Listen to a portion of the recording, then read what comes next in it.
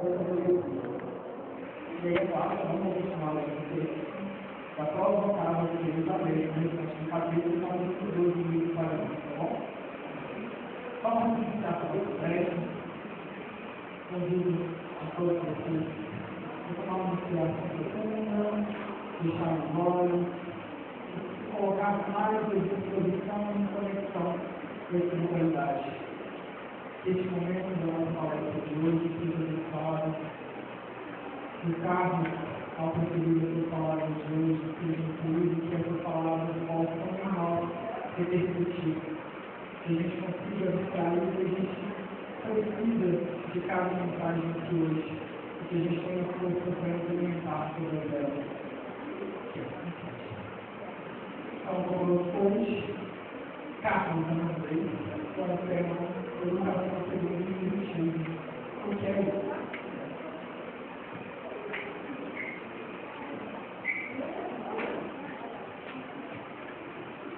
Boa noite, pessoal. Boa noite. Boa noite. Boa noite. Boa noite. Tudo bem? Tudo. Vamos cumprimentar as pessoas do nosso lado, boa noite para elas também. Fazer um movimento assim, mostrar que a gente está encarnado ainda. Vamos? Até para cumprimentar as pessoas do lado, a gente está conhecido. Não, gente, peraí, vamos começar de novo. Vamos levantar e cumprimentar as pessoas que estão ao nosso lado, por favor.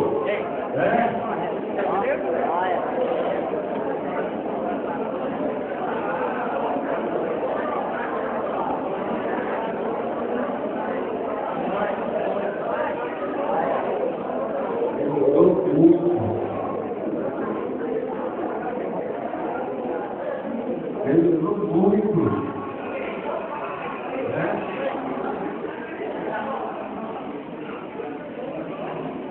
Esse é o nosso papel, incentivar o movimento. Não é isso? Bom, então a proposta de hoje, nós estamos no mês de outubro. Mês de outubro em que nós, comumente, lembramos que estamos falando de das crianças.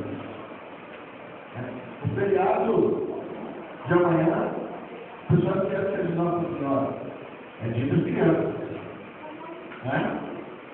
Então, a gente, pensando nas crianças que somos, inclusive, pensando que em outubro nós estamos também trabalhando o nascimento de Allan Kardec, e há uma data que a gente tem que fazer essa lembrança e essa homenagem.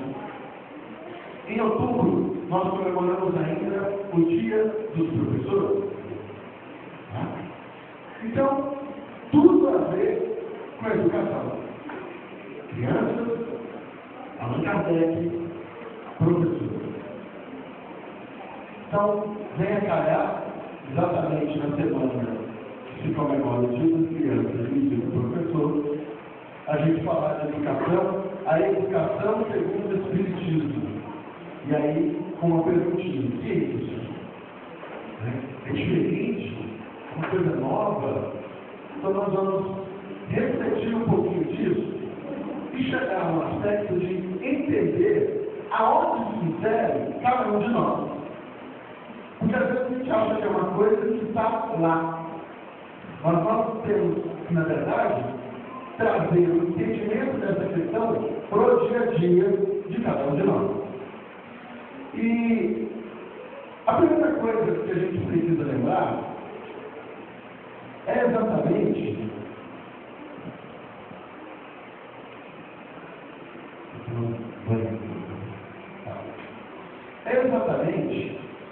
que isso demonstra uma coisa que não é agora, que não surgiu só no Kardec. Quando a gente fala da educação segundo o Espiritismo. Essa é uma ideia que existe há muito tempo. Nós podemos, por exemplo, remontar a Jesus e perceber o método educacional que Jesus adotava. Jesus, e eu vou falar disso mais tarde, mais intensamente, não era um catequista que ficava ali catequizando as pessoas à sua volta. Jesus, em certa medida, era um revolucionário das ideias, um revolucionário que promovia uma reflexão das pessoas, uma reflexão que não era simplesmente algo para deitar um conhecimento, mas uma reflexão que propunha você entender a dinâmica da vida a partir de elementos que você conhecia. Por isso, exatamente, nós vimos que Jesus trabalhava nas parábolas com a terra, com o casamento, com a família, com o pai, com os filhos, porque isso era a realidade daquelas pessoas. E nada melhor do que compreender algo a partir da realidade daquelas pessoas. Isso já é um método pedagógico. Então, nós não estamos falando de algo que é inovador nesse momento. Nós estamos falando de algo que é inovador, mas que há muitos séculos já vem trazendo. E melhor, mais devidamente, nós vamos voltar um pouco de Jean-Jacques Rousseau. Entendendo que Rousseau, que é considerado também um pensador de várias questões da nossa sociedade, política, educacional, e aí nós vamos perceber em Rousseau quando trata do contrato social. Quem já ouviu falar no contrato social do Rousseau? Então vamos lá. Qual que é a ideia? Aliás, vários pensadores são os chamados contratualistas. Não é Cristo? Eu acho que eu vou ajudar. Os contratualistas. Pensando na teoria de surgimento do Estado. Como o Estado surgiu. Então, algumas situações diferem entre eles. Por exemplo, quando você pega Thomas Hobbes, ele diz que o homem é o lobo do homem. O homem é mau. E o homem sendo mau, empenha o outro. E o empenhando ao outro, eles deixam de viver. Então, para que eles tenham uma mínima condição de viver, eles abrem mão do seu direito de liberdade total para que um possa gerir a todos eles. Este um é o Estado. E o Estado é mau, porque o homem é mau. E aí a gente vai em Rousseau. E Rousseau tem uma coisa diferente no pensamento dos contratualistas, que é muito interessante. Rousseau diz que o homem é bom. Tudo é bem diferente. Um fala que o homem é mau. Rousseau diz que o homem é bom. O meio o corrompe.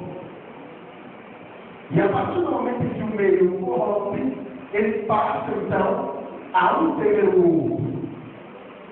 E tendo o outro, eles precisam abrir mão do seu direito de liberdade total, ou liberdade natural, para que eles possam viver em sociedade. E surge então um Estado, que é a escolha da vontade geral destes indivíduos para geri-los. Olha que legal no pensamento de Rousseau. O homem é bom. O meio é o que o corrompe. E esse homem precisa entender a sua condição de cidadão. Porque a partir do momento que ele entende a sua condição de cidadão, ele passa então a fazer a escolha daquele que vai geri-lo. Todos fazem essa escolha. E se todos têm a visão cidadã de contribuição do bem geral, significa que a escolha desse que vai gerir é uma escolha de alguém que é ligado a essas mesmas ideias. Muda muito o contexto quando a gente pensa em Rousseau. Rousseau, então, mestre de pestalógico. E pestalógico com o mesmo pensamento. Olha, você educar é despertar. Você, aquilo que ele tem de bom, é fazer brotar. Ou seja, educar não é implantar no outro alguma informação. Aliás, é uma crítica pessoal que eu faço quando a gente fala, por exemplo, de Ministério da Educação. Para mim, é Ministério da Instrução. Porque nada mais trabalho do que instrução, não é educação, que é o processo de despertar. E aí, pessoal, muito mais na prática, atuando no Instituto de Verdun, na Suíça, com os povos, fazendo com que as crianças, ou educando, aprendessem a partir dos seus próprios conhecimentos, aprendessem praticando.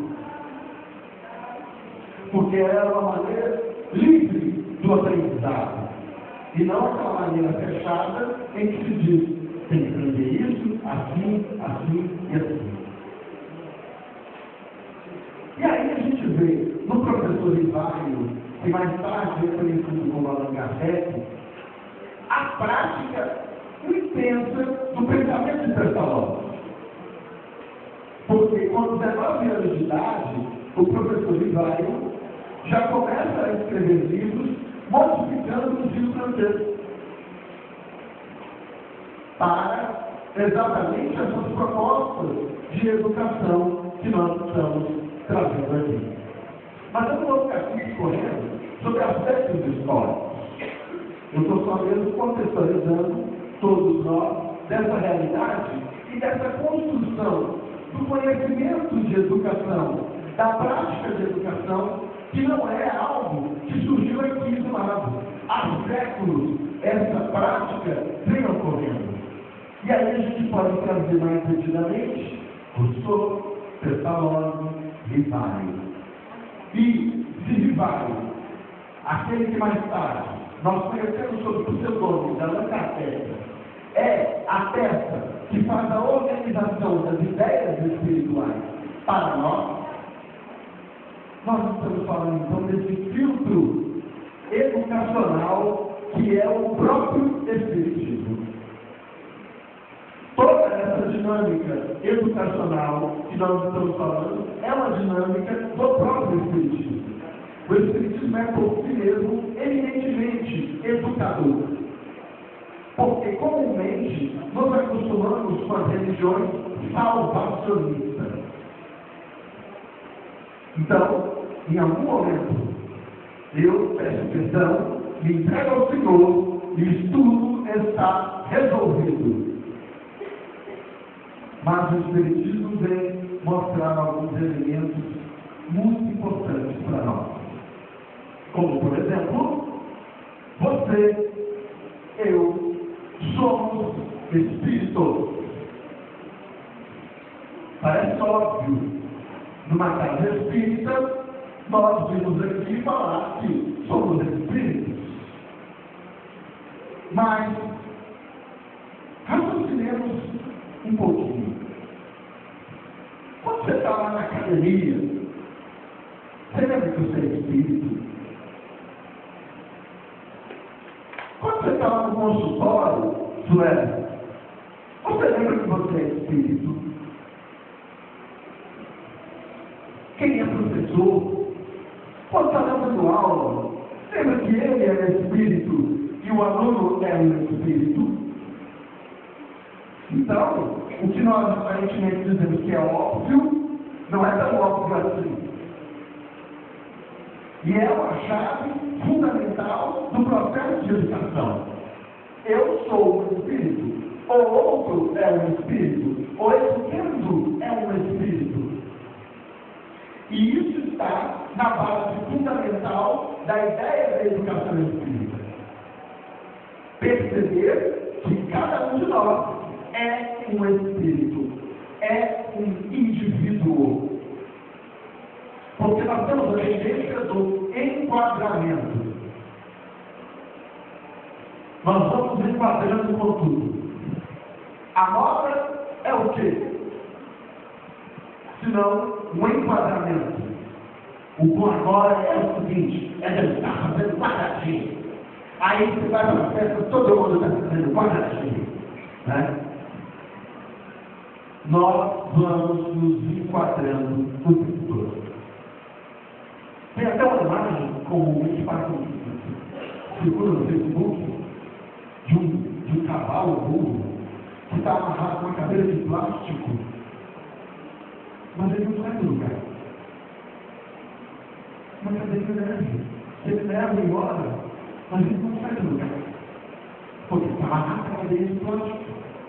E aqui ele se fixa naquilo. E nós, muitas vezes, vamos nos fixando em ideias e enquadramentos. Quantas e quantas vezes nós ouvimos ou dizemos aos nossos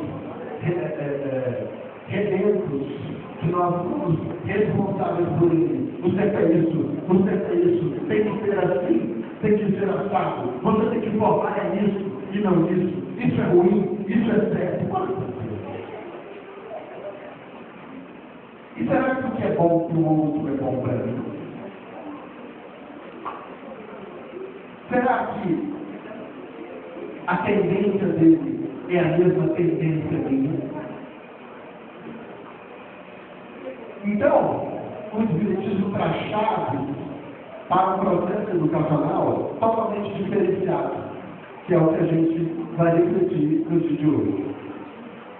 Bom, os três, Rousseau, Pestalozzi e Kardec, trabalham no seguinte caminho. A solução dos problemas sociais passa pela educação. Você vai achar isso em Rousseau, você vai achar isso em Pestalozzi, você vai achar isso em Rivaldo e no Espiritismo. A solução social passa pelo processo educacional. Por quê? Se a sociedade é aquilo que influencia o viver de cada um de nós, quem influencia a mudança social é o indivíduo. Então, a partir do momento em que eu trabalho a educação do indivíduo, ele atua para uma mudança social. E, consequentemente, essa mesma sociedade vai influenciar os indivíduos a uma vivência diferenciada. Então, essa é uma visão desses pensadores até então. Outra coisa que eles pensavam em comum era o seguinte: o indivíduo é capaz de mobilizar mudança social. Nós vamos falar mais daqui a pouquinho. Outra coisa, a visão do indivíduo como um ser, uma vida natural, que é essa vida de corpo físico, dos instintos, a visão do ser com uma vida social, e aí nós estamos inseridos na lei, inseridos nos contextos sociais, e a visão moral do indivíduo. Essa construção interna dele. E que no Espiritismo nós vamos entender isso sob o nome de evolução. Evolução. Se eu sou um espírito, e é isso que a gente vê lá no livro dos Espíritos, se eu sou um espírito, para que eu existo? Outra pergunta, né? Para que eu existo? Para usufruir. Isso não parece muito a parábola do filho próximo? Que só queria usufruir.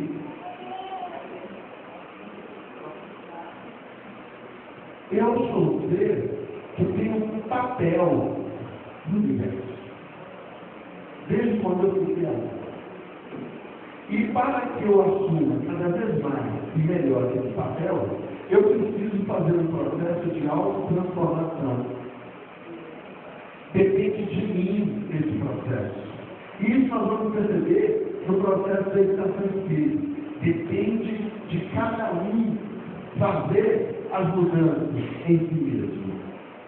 Não é do outro. Porque, de novo, nós estamos acostumados, num contexto religioso, em que eu chego num ambiente e lá nesse ambiente eu espero que aquelas pessoas que ali estão, ou que os santos, ou que o Espírito Santo, ou que Deus, ou que os Espíritos resolvam meus problemas. Eu isento de mim mesmo a solução dos problemas. Até porque eu isento de mim mesmo a causa dos problemas. Então vejam como é que começa a aparecer para nós o processo de educação espírita. Eu sou um agente que promove as coisas na vida, que promovo as situações que eu vivencio, sejam elas felizes ou não. E eu sou o agente que vai promover a mudança desse estado, que hoje não me satisfaz, para um estado de maior satisfação de viver. E entre isso, um aprendizado, uma reflexão exatamente do que é satisfação, do que é viver. Então todo esse processo está na mão de cada um de nós. E como eu já disse, a gente chama isso do processo de evolução e que tem dependência exclusiva de cada um de nós. Bom, a gente está vendo o seguinte: o que seria então educar? Voltando aqui para o que você falou. Para muita gente, educar é simplesmente passar conhecimento. Bom, você pegou o determinado conhecimento, passou nas provas, tudo bem. Tem um aspecto muito interessante. Eu sou professor. E eu sou orientador de TCC. Que é pior, não quero falar mais. Vocês vão falar. Então, além de professor, eu sou orientador de TCC. A primeira coisa que a gente orienta no TCC é a introdução. Entre os elementos da introdução tem a justificativa. Ou seja, o seu trabalho de conclusão de curso tem que ser importante. Porque se ele não for importante, por que ele está fazendo isso? Não se justifica. Para a academia. Então você tem lá a justificativa, aonde você diz a importância do seu trabalho, da sua profissão, para você mesmo e principalmente para a sociedade, a ciência. Qual a importância da minha profissão para a sociedade? Gente, 100% não consegue escrever isso.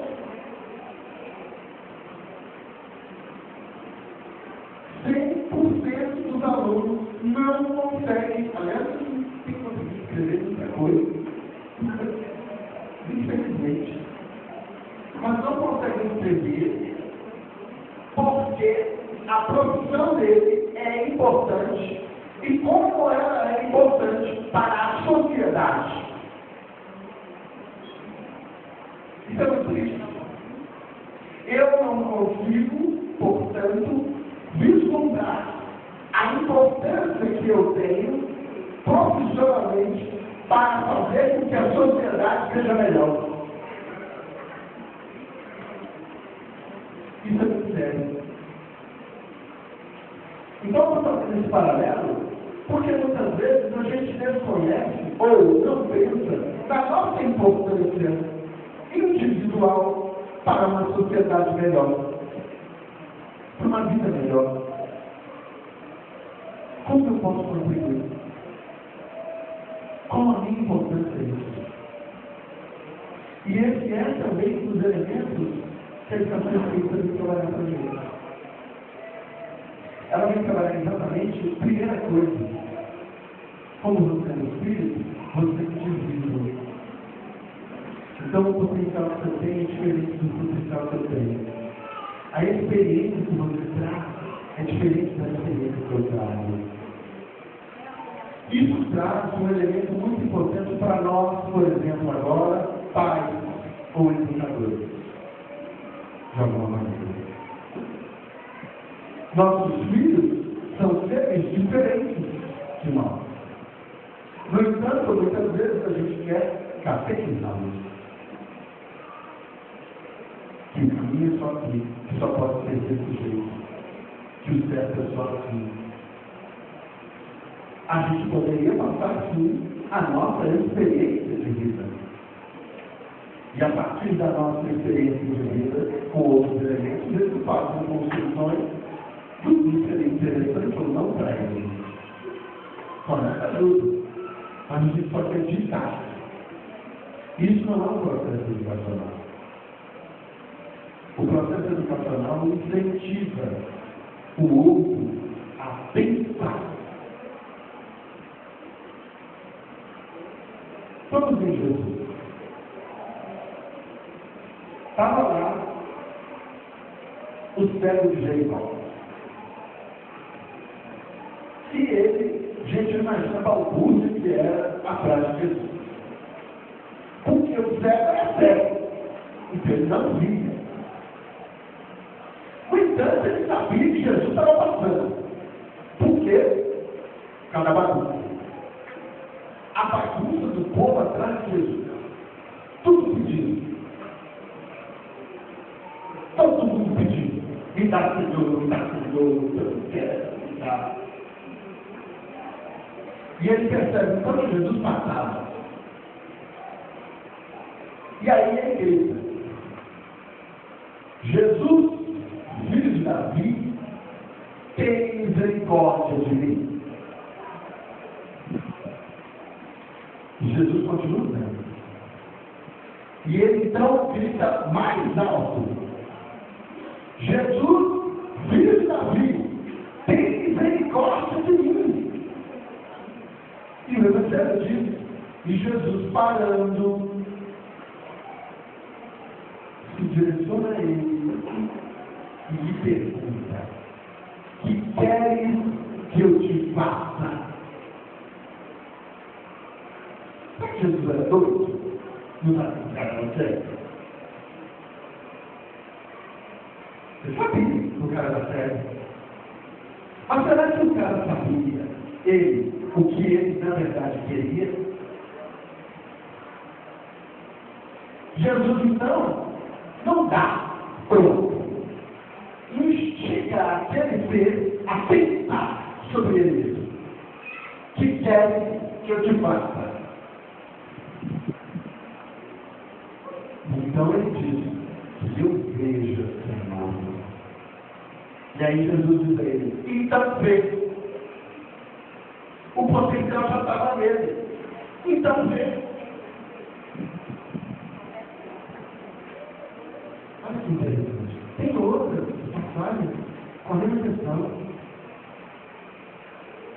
Veja, essa assim, a gente quase não tem hoje na nossa sociedade essa situação. Mas estava lá, a mulher e o povo correndo atrás com a pedra na mão. As pedras só mudaram de estilo. E a pedra na mão. Todo mundo querendo dar uma pedrada. E aí Jesus começa a escrever no chão e pergunta de novo. Ou, na verdade, procura uma reflexão. Aquele que não cometeu pecado, atira a primeira pedra. Opa! Nessa hora, o que ele fez? Opa! Ele está fazendo eu olhar para mim. Eu tenho que olhar para o meu próprio filho. Ele falou.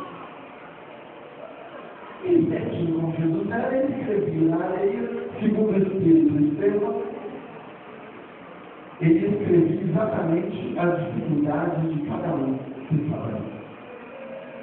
Então tinha mais exaltado que era Maria. E Jesus escrevia a dúvida. O marido sabia que Jesus sabia que ele também era um adulto. Aí o fariseu que Jesus escrevia ladrão. Ele sabia que Jesus sabia que ele era ladrão também. Então cada um olha para o seu próprio umbigo e vai jogando sua pedrinha. Eu tenho que tomar um chá assim. Eu tenho que ir conversar com minha mãe. Eu esqueci uma coisa em casa e vai todo mundo embora. E aí ele vira para a mulher. Mulher, contratador. Aonde estão os que te acusavam? De novo, ele simplesmente levanta ela e fala: vai embora então para casa. Propõe a ela uma reflexão, um pensar. Nossa, observar.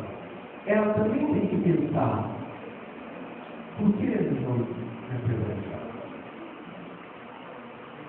Por que ele queria me apedrejar? E aí Jesus diz: então, não pegue mais, nem eu te acuso. Então a gente vê lá em Jesus, voltando lá atrás, a perspectiva de um educar é instigar o outro a pensar. E quando a gente fala do Espiritismo com essa proposta tão inovadora que ele traz, a gente não poderia falar de algo diferente. O Espiritismo é algo que vem nos instigar, através do professor Rivaio, a pensar.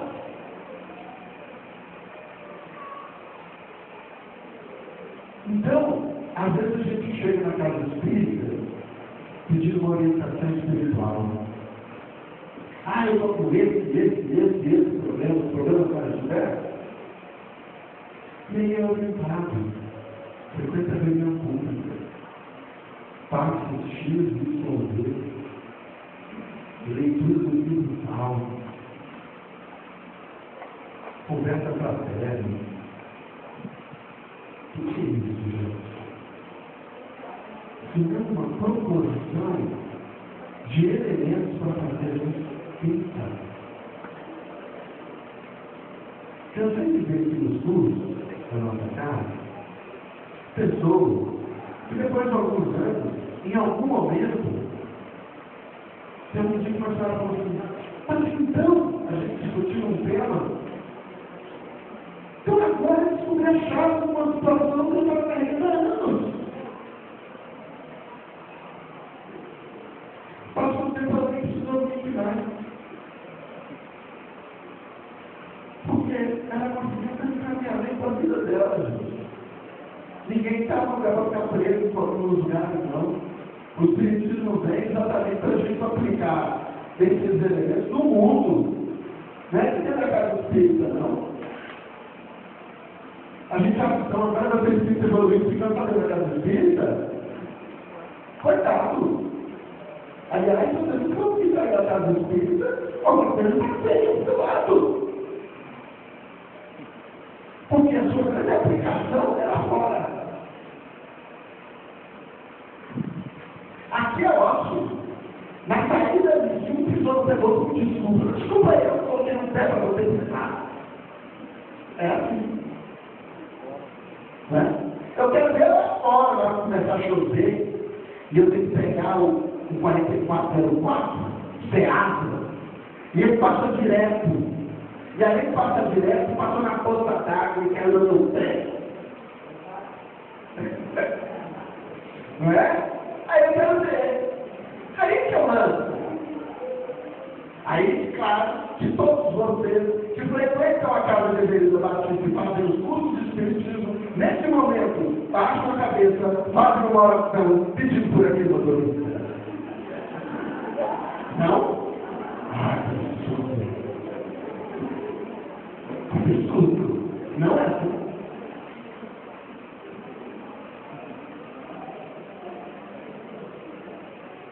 Aí eu venho aqui, trabalho na conversa fraterna. Aí eu estou recebendo as pessoas com os mais diversos fatores. coisas aparentemente simples para nós, mas para o outro não é. Ou iluda. Ou trazer exatamente o problema que eu tenho. E aí eu penso, e agora, José? Lembrando o caso do bom. E agora? E eu tenho que dizer para ele, dá o norte, auxiliá-lo. E veja, duas coisas interessantes. O que significa isso para aquela pessoa que está com essa tarefa de falar? E o que significa para a pessoa que está ali para ouvir o direcionamento que é dado para ela? Você percebeu a importância social disso? Do que eu digo para você tomar ciência para a sua vida? E do que você faz a partir da nossa conversa? Isso é um contexto que nós precisamos entender, e é inclusive entender voluntariado. Voluntariado é outra coisa que chegou na moda. Está na moda ser voluntário.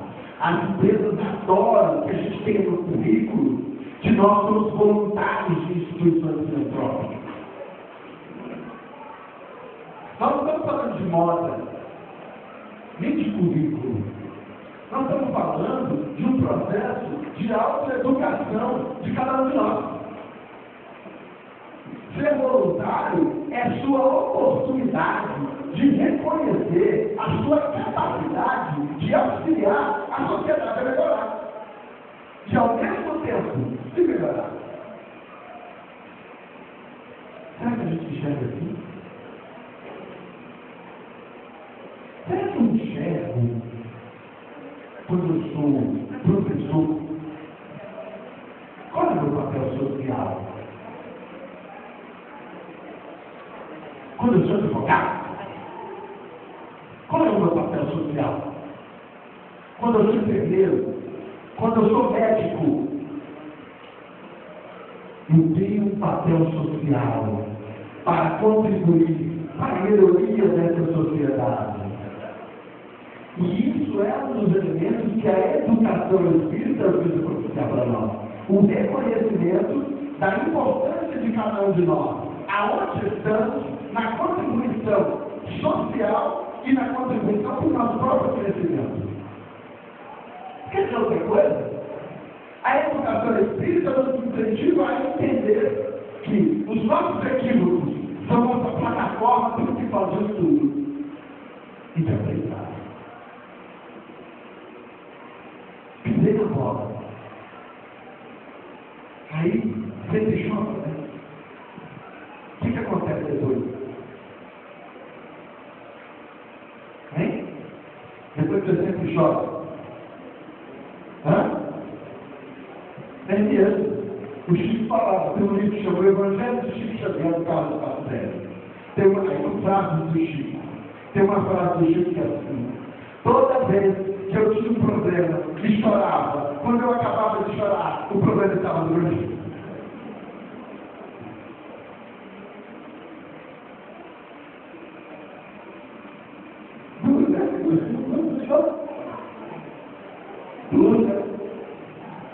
Pois é.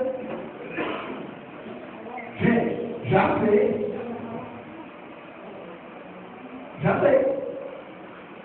A fatura vai. O que fazer a partir de agora com ela?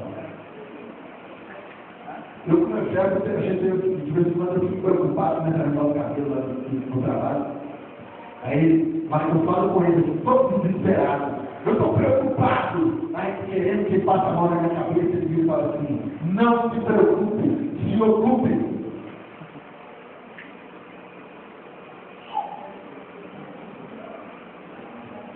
Gostoso. A hora que tem desafio é a hora que não ocupar com o desafio. Como aprender?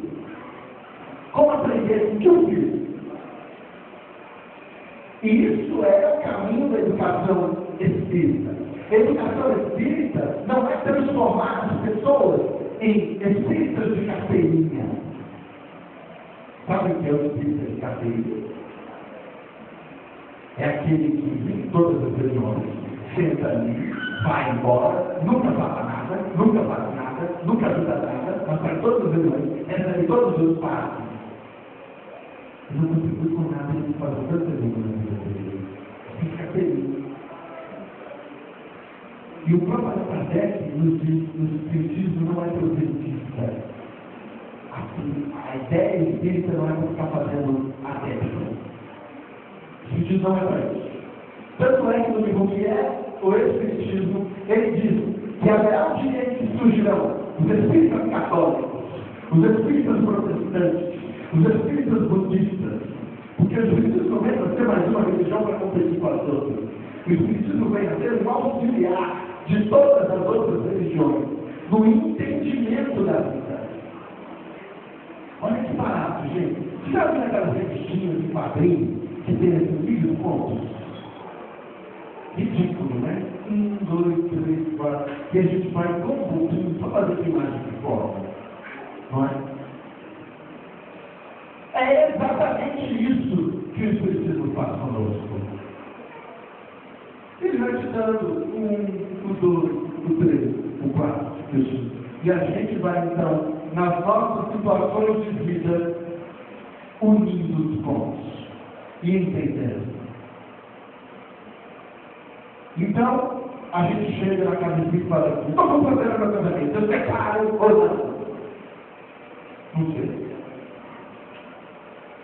Não sei. Então, vem cá, vamos assistir a reunião pública, vamos estudar, vamos nos acalmar, e você vai pensar com os elementos que você está recebendo o que é legal para você. Mas eu tenho medo de errar. Quem nos diz que é certo e que é errado? Que a gente vai errar ou acertar? Só depois de tentar. Eu não me canso de repetir aqui. Se eu tenho que pegar o chapéu do pai João, estou vendo o chapéu. Né? Eu queria tomar uma decisão na minha vida e minha reunião deixou somente precisar e acabou. Aí eu cheguei para conversar com o pai João e falei: pai João, eu estou querendo tomar uma decisão, eu não sei se ela vai ser boa, como quem diz assim, falei logo. Aí ele disse: pois é, não é meu filho, depois que você decidir, nós vamos saber. Não tem nada pronto. Então o espiritismo não é catequese, o espiritismo é roteiro pronto. O espiritismo é elementos do entendimento da dinâmica da vida. E a partir do melhor entendimento da dinâmica da vida, eu penso a minha vida. Então o que vai ser melhor? É o que você, racionalizando isso, vai te levar a entender que é melhor do que tudo. Ah, mas se não for, aprendeu que não era. E a partir de então, novo caminho, nova escolha. A educação espírita é aquela que entende que nós somos espíritos reencarnantes. Cada um de nós tem um pedacinho, que a gente vai pegar. Ali é um espírito. Que pode ser tão mais velho quanto você. Tão mais experiente quanto você. Então você não tem que tratá-lo como um filhinho, bonequinho. É um espírito. É um espírito. Que apresenta tendência. É muito interessante. Alguns têm a tendência para destruir. E a gente acha lindo.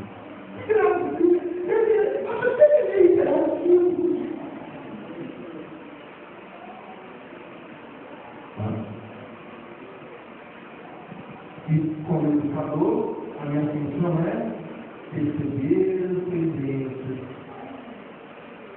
e fazer com que aquelas que sejam interessantes germinem, a ponto de que aquelas que não sejam interessantes, daqui a pouco serão pequenas plantas em grande jardim, com outras grandes plantas, até que fiquem sufocadas. Esse é o processo educacional. A gente vai aprendendo, o André Moreira trabalha com ele fala uma coisa que é muitas vezes a nossa postura. Você já viu quando você era criança no supermercado? E aí, os supermercados agora aprenderam que tem aquelas fileiras assim de caixa, que é só bala, chocolate, chips, sorvete, refrigerante. Aí o menino, eu quero. E você, como bom pai, diz, não. Aí ele fala assim, ok, papai, muito obrigado, eu acato a sua orientação.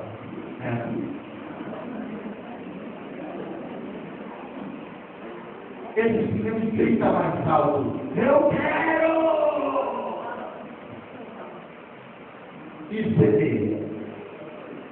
E você diz, e aí você parte para negociação. Aí diz Andrei, negociação com o terrorista. Negociação com o terrorista, você começa descendo. Sempre. Porque você está negociando com uma coisa errada. Não tem que abrir negociação. Aí a gente vai tratando as crianças e nos tratando que a gente acha um Deus, inclusive. Apetite. Eu não posso isso, eu aceito. E Deus fala todo na cara da gente. Então veja as necessidades que nós precisamos de entender essa educação espírita. Entender que quando eu entendo, outra coisa que eu ia dizer, essa coisa do voluntariado, confundimos voluntariado com assistencialismo. Então eu pego e dou alguma coisa e acho que sou então voluntário. Não me integrei racionalmente no processo. Eu não entendi até hoje o que eu estou fazendo. Ser voluntário significa estar consciente do que você faz, da contribuição que você dá, da contribuição que você recebe. E não simplesmente fazer. A gente caiu na época do politicamente correto. E a gente vai fazendo um monte de coisa porque é politicamente correto. Porque disseram que tem que ser assim. Mas você está realmente racionalizando sobre essa coisa? É isso que realmente você quer fazer? É isso que deve ser feito? Você já tem elementos necessários para isso. E aí que faz quando a gente começa a estudar esses princípios espirituais. Hoje, minhas orientações espirituais aqui na Casimiro são as mais rápidas. Depois desses anos todos. E é a mesma coisa. O companheiro já sabe o que deve ser feito. Faça. O companheiro precisa fazer aquilo que orienta as pessoas a fazer. A gente já sabe. A gente já sabe. Aí entra a nossa necessidade de raciocinar o que cabe em cada momento. A vida precisa ser pensada. Aí Quando eu falo isso, eu sempre me lembro do professor Clóvis de Barros Filho. Ele tem um livro que é fantástico, que chama A Vida que Vale a Pena Ser Vivida. E ele conta nesse livro, numa parte do livro, que um dia uma de suas alunas chega para ele e diz: professor, esse fim de semana lembrei do senhor. Ele pensa: lembrou do fim de semana? Como assim? Daqui que o senhor fala sobre o pensar, sobre o escolher, porque ele diz que a escolha é sempre angustiosa. Porque eu acho que é isso muitas vezes, a gente não quer ter angústia.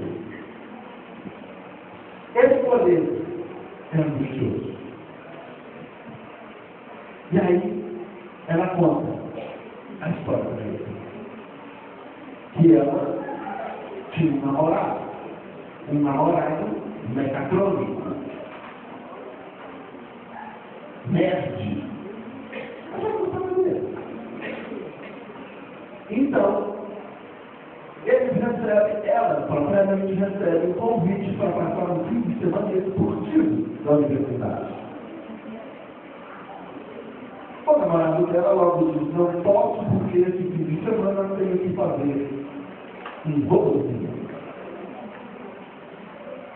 Então, ela conta que chega para ela um Deus grego, um homem maravilhoso, como ela nunca tinha visto, e a convida não para um fim de semana esportivo, mas para um copo esportivo.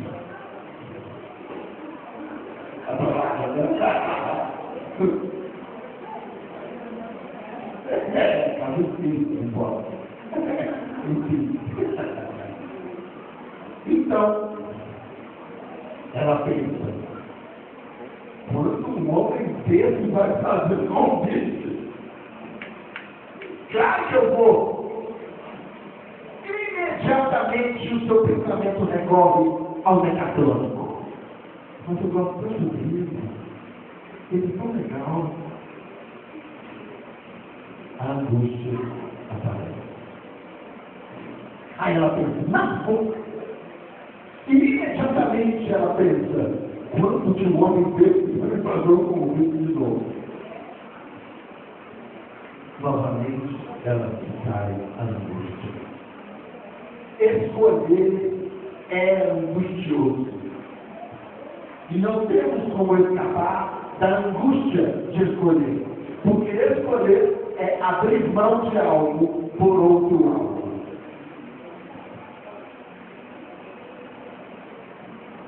Não tem como escolher tudo. Não tem como escolher dois lados ao mesmo tempo. Então eu preciso pensar: que valores é a minha vida? O que para mim é fundamental, é essencial. Porque não dá para fazer tudo, não dá para escolher tudo. Então eu vou ter que é essencial. O que é essencial para mim? Isso é o nosso pensar. E quando eu faço, então, apenas na minha vida, a condição de visualizar, ao pensar, sou um espírito, o outro é um espírito, estou aqui no processo de crescimento. Tudo que eu faço tem consequência. Passe, então, a trazer uma série de elementos para nós que nos faculta a condição de decidir. Não sem angústia. Senão, seria ilusório dizer: você pode fazer esse sexo, você vai ter feliz. Você está querendo ser todo, mas ela está angustiada. É assim. E lidar na nossa realidade humana, nesse momento, é assim. Outro dia, Eu postei, nesse livro também a gente vê isso, mas eu postei no Facebook uma reflexão. Para os antigos filósofos, para eu dizer que Nilce é minha amiga, antes de mais nada, eu refletiria o que é a amizade. E quando eu reflito, ser amigo é alguém que está sempre presente, alguém disposto a isso, alguém que vai dizer sozinho, também vai dizer não, mas vai estar do meu lado, seja qual for a minha decisão. Aí, depois de refletir sobre o que é amizade, eu disse que ele não é minha amiga. Então nós precisamos fazer uma reflexão sobre os nossos conceitos. Quais são os conceitos, os valores que traçam a nossa vida? Para então pensar na vida. Que valores são fundamentais da minha vida? Que valores são essenciais? O que são esses valores? Porque a gente distorce até a caridade, gente. A gente faz um monte de bobagem falando que é caridade. A gente dá dinheiro para o cachaceiro tomar mais cachaça para não ser misericordioso com ele.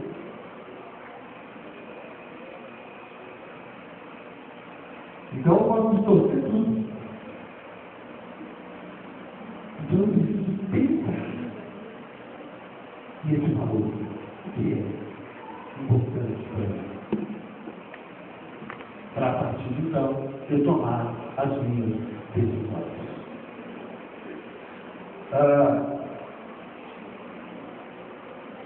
Então, quando a gente fala educar espiritualmente, como eu disse, é usar esses elementos que o Espiritismo nos propõe na nossa casa, na nossa profissão,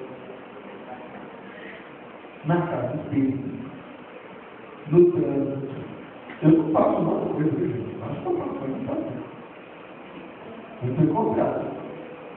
Como diz o Rosco, eu sou pecador convicto, assumido e declarado. Mas já tem muita coisa que eu fazia que eu não faço não.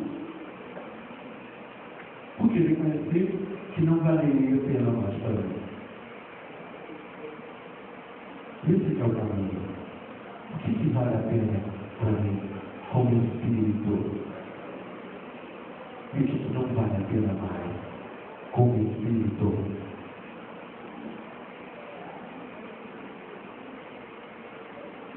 Porque essa, eu falo que é o principal elemento. Nós não podemos esquecer que nós somos espírito aprendido da vida. E o outro também é. Porque muitas vezes, no trato com o outro, eu quero dele uma postura de espírito superior. Mas ele não é. Também. Ele enxerga a vida diferente de mim. Ele vai dar respostas à vida diferentes de mim. Eu preciso entender isso. Veja, entender. Não falo que a gente tem que aceitar, que a gente tem que conviver, mas entender. E acima de tudo, gente, a educação espírita nos ensina que, com isso tudo, que nós não podemos ser conformados. Muito ao contrário. Nós precisamos ser inconformados. E se eu estou inconformado com alguma coisa, eu faço algo pela mudança. Porque se eu me conformo, as coisas continuam como estão. Jesus era um inconformado. Pega a época dele, o que ele fazia, o que ele falava, as proposições. Veja que nós estamos falando de uma ação de qualquer jeito. Nós falamos de uma ação. Aqui na casa de Berilda, na época da Copa do Mundo, aonde a gente estava com um ar de violência, com o nome de Black Bloc, Foi proposta, então, a seleção do bem, a campanha de solidariedade, de cidadania, seleção cidadã, em que cada um agia individualmente na realidade em que se encontrava. E, para quem não sabe, várias instituições ligaram para cá, querendo um roteiro de como era isso. E o dizer era, não há um roteiro, é simplesmente incentivar as pessoas a fazerem o bem que elas têm condição de fazer, aonde elas estão. Porque a gente está acostumado a querer roteiro para tudo. Não tem roteiro. Viver não tem roteiro. Não tem certo e errado estabelecido. É preciso pensar e decidir por aquilo que a gente acredita ser melhor. E aí, traz para a gente um outro elemento fundamental da educação espírita. A busca do conhecimento. Sim. Porque sem o conhecimento, eu não consigo dar direção à minha vontade. Academicamente, a gente costuma dizer entre teoria e prática. A teoria, se não tiver a prática, ela nada mais é do que uma teoria que não se comprova. Então, a prática comprova a teoria. Mas prática sem teoria, ou sem aquilo que direciona, é ação desordenada. Então, é a mesma coisa para nós. Eu preciso do conhecimento. E por isso a proposta espírita é a proposta de tudo. A reflexão em que eu vou buscar esse conhecimento e trazer para a minha realidade. Usar os elementos da minha própria vida para entender esse contexto universal. Dialogar. Trocar experiências com o outro. É assim que tem funcionado desde os nossos cursos atualmente. E você? A troca das experiências, com um conhecimento por trás ali. Só pela decoreba não me faz nenhuma mudança. Graças a Deus agora eu estou esquecendo tudo. Quando tempo atrás eu falava tudo. Questão 1 dos Espíritos. O que é Deus? Questão 2. O que é o Espírito? Questão 3. E aí vai. Eu falava o número, eu falava, e daí? E daí? Se você sabe qual é o item do livro dos Médiuns que trata isso. Se você sabe qual é o item, como é que se diz a passagem evangélica. E daí? Que isso muda? Então, a educação espírita não é a educação da decoreba. É a educação do entendimento desse conhecimento na prática da minha vida. Então, gente, uma vez eu ouvi nessa casa de um amigo, uma coisa é a gente entrar no Espiritismo. Outra coisa, completamente diferente, é o Espiritismo entrar em nós. Totalmente diferente. Entrar no Espiritismo é fácil. É só eu vir alisar a cadeira do centro. O Espiritismo entrar em mim é o grande desafio. É fazer parte da minha forma de ver, da minha forma de perceber o mundo, esses elementos que o Espiritismo traz. Então, na hora que eu olho para o outro, não olho para o outro, rotulando ele. Eu olho para ele vendo que ele é um espírito acreditado. Eu não julgo ele. Gente, eu atualmente tenho conhecido muitas casas espíritas no Brasil todo.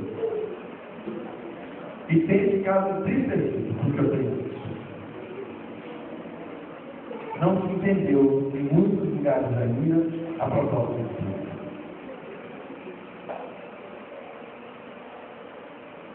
Roteiros, uma pessoa dizendo o que você tem que ler e o que você não pode ler. Uma pessoa dizendo para a instituição que livros podem ser vendidos, mas que livros não podem. Uma opinião fazendo isso. Totalmente diferente da proposta educacional do Espírito. Fazendo motim. Eu não gosto do trabalho do Cristo. Então eu começo a falar com essa casa fala com aquela fala com aquela, e ninguém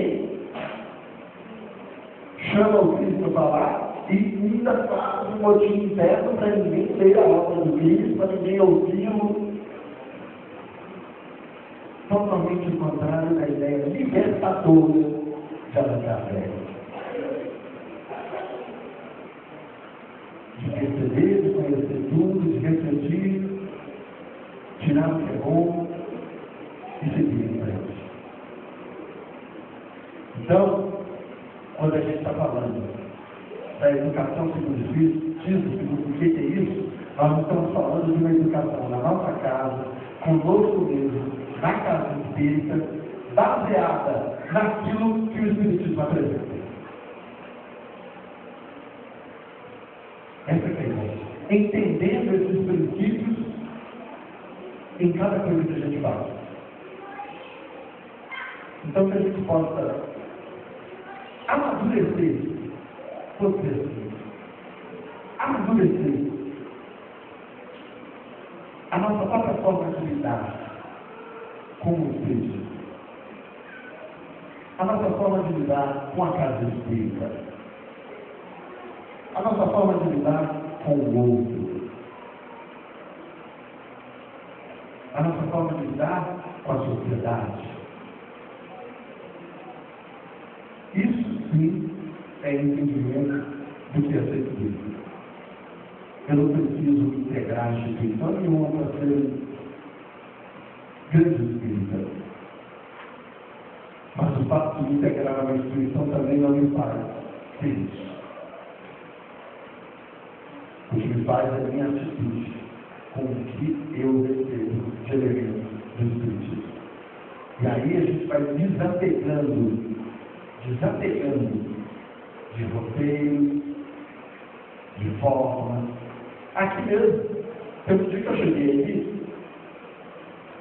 aí tinha um banner com uma frase ali na parede de frente do corredor.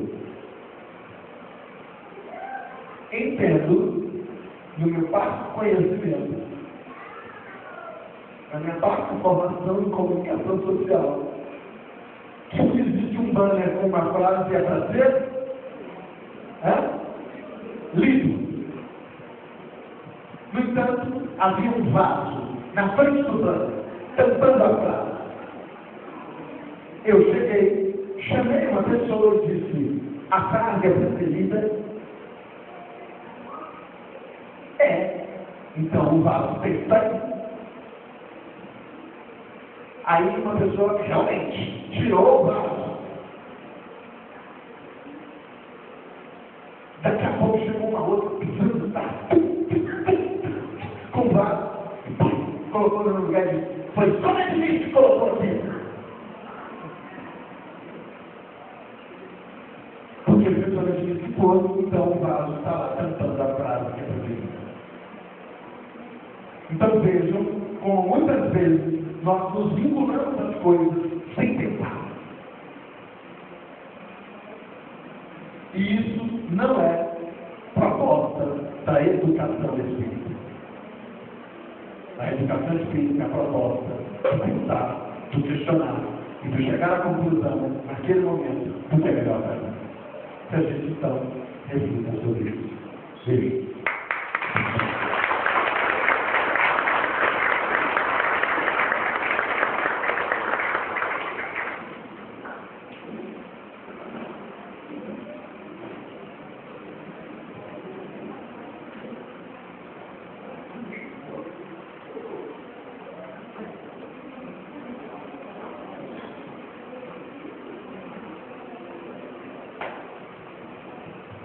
Boa noite. Boa noite. Senhora agora, boa noite, né? Tudo bem com você? Tudo. Isso, porque eles estavam me chamando a senhora de mim. Foi feliz. Foi ela. Fui eu que eu respeito. Porque aposto que eu carro. Aposto que ele voltou e passou a madrugada inteira decorando o nosso salão. Essa foi outra. Porque nós temos várias histórias. Teve uma vez nós estávamos preparados uma reunião à distância, ele não estava na casa dele, eu estava na minha, e ele passou a noite inteira preparando um texto. E aí eu cheguei aqui, abri a Bíblia e li o texto, eu quase matei, porque eu estou na madrugada inteira decorando a carta de Paulo. E eu chego aqui e abri a Bíblia e li a carta de Paulo. E ele escreveu a noite dele de novo, como eu disse, isso foi uma história emblemática na nossa vivência de médicos. Mas, gente, o motivo que eu estar aqui, né, agora, é para, mais uma vez, né, dizer a vocês, e eu nessa vez no nosso vídeo aí do canteiro de obras da Voz do Monte, aí, por favor, nós estamos para a crise política com um verdadeiro canteiro de obras, graças a Deus. Vocês que já estão aqui frequentando, já estão acompanhando esse último mês do nosso trabalho, sabem que nós fazemos um mutirão da solidariedade, que tem como objetivo arrecadar recursos financeiros para pagar o revestimento do piso, a pintura das paredes externas, lá da clínica e outras prédios. Nós estamos trabalhando porque a clínica se tornou um canteiro de obras. Tudo é culpa do André. Ele está responsável por isso, tá, gente? E compraram marcados de entrega, porque não houve uma mudança sequer no calendário, né, André? Então a coisa está apertada mesmo. E nós precisamos que vocês nos ajudem nesse processo. Todo o nosso trabalho, ele é feito dessa maneira. Tudo que a gente fez em termos de construção, de reforma, de adaptação, tudo foi feito através de campanhas, como SOS Construção, como leilão de pintura única, noite da pizza e tudo mais que vocês frequentam a nossa casa mais simples conhecem. É a única forma de nós termos arrecadar recursos financeiros, dinheiro, para manter e ampliar o nosso trabalho. No dia 19 de dezembro, nós vamos sortear uma moto Santa 150 cilindradas, cujo recurso, né, da venda desse cupom, ele está destinado especificamente para as obras da agricultura. O que nós estamos pedindo? Que vocês venham fazer parte desse mutirão. Mutirão de a soma do esforço de cada pessoa, comprando um cupom individual ou levando um carnê que tem 20 cupons, cada cupom custa R$10, que vocês concorrem com 2 números.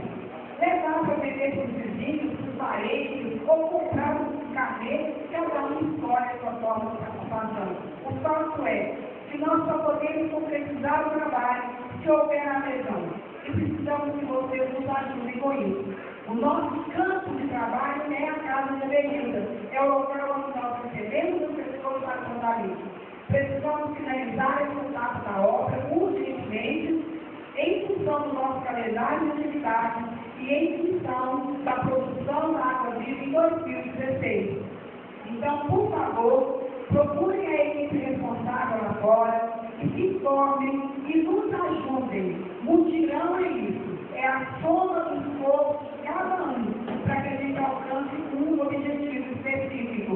Estamos aí a todo vapor, inclusive já fazendo a campanha também de retorno dos carnês que foram distribuídos na primeira etapa da campanha. Nós marcamos as pessoas que pegaram no primeiro momento da campanha o retorno a partir do dia 8 de outubro. Então, nós já começamos a recolher os carnês, o dinheiro que foi arrecadado, porque nós precisamos, né, repassar esse dinheiro para o pagamento do material e da mão de obra que está lá acontecendo.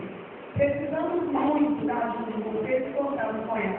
Que Deus abençoe a cada um de vocês e que nós possamos aí ao final dessa temporada de trabalho, no dia 19 de dezembro, entregar essa moto com a satisfação de que cumprimos mais etapas do trabalho.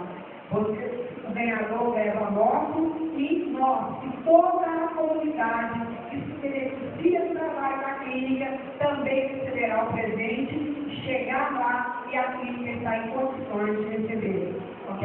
Contando com a ajuda de vocês. Lá fora do parque, com a Vitorina, com o Marcos Dograto, vocês terão então a possibilidade de comprar os seus cupons ou pegar em carteira fechada, se Deus quiser, e trazer aqui aos 10 dias todos vendidos para nós. Obrigada, gente.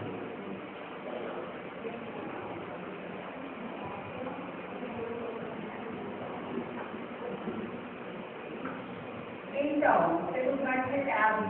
No dia 25 deste mês, nós temos cartas consoladoras.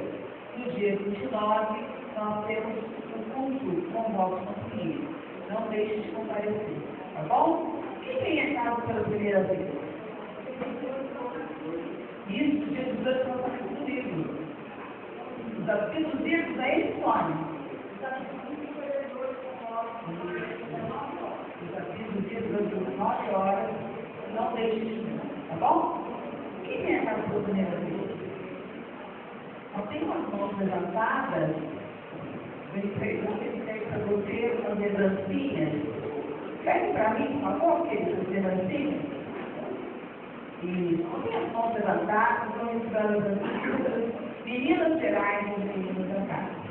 Nós temos reuniões de às quintas-feiras, a partir das 20 horas. Nós temos nos domingos, a partir das 9h30 e à noite, a partir das 19 horas. Volte sempre.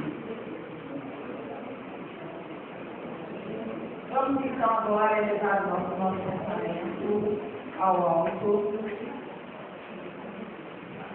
nos conectar com as forças superiores do bem da luz.